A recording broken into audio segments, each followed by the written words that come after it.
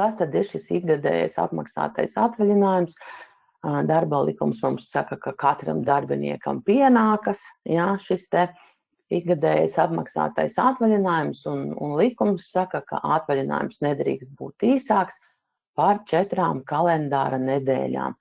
Nu, ka tās ir 28 kalendāra dienas, to es ielieku kā papildinājumu, ja, jo, nu, tātad varbūt situācija, ka viņš atvaļinājumu naudu saņems, ja uzņēmums maksā avansus, tad viņš saņems avansa dienā, ja.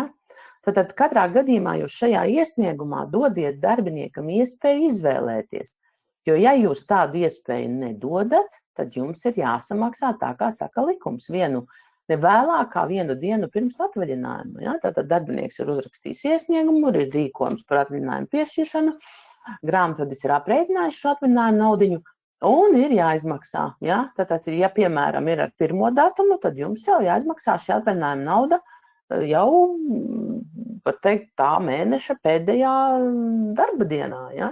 Savukārt vidējās izpeļņas aprēķinā neņem vērā dāvana jubilejā, bērnu pabalsts, atlīdzība par dīkstāvi, atvaļinājuma nauda, slimības nauda, attālinātā darba izdevuma kompensācija, apmaksātā diena pēc asins nodošanas donoru dienā, atlīdzība par svētku dienām, kas iekrita darbiniekam noteiktajās darba dienās, atlīdzība pēc uzņēmuma līguma, komandējuma dienas nauda.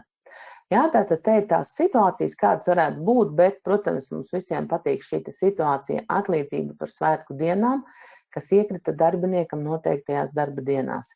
Tāpēc jums šis ir jāuzskaita atsevišķi, ka darbiniekam, ja mēs skatāmies tajos 6 mēnešos, atšķirīga bijusi šī bruto darba samaksa, līdz ar to arī tā neto, tātad tā bruto algas 901,56, no kuras tad tālāk jau tie neto sanāk 601, ja?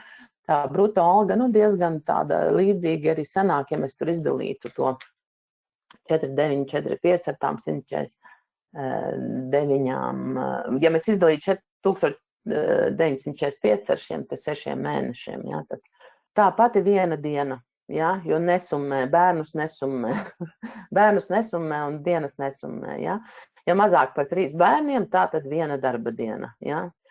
Bet, ja 1 bērns vai 2, 1 darba diena. Bet jāņem vērā, ka piešķir tūlīt pēc bērna piedzimšanas, bet ne vēlāk kā 6 mēnešu laikā pēc bērna piedzimšanas. Ja.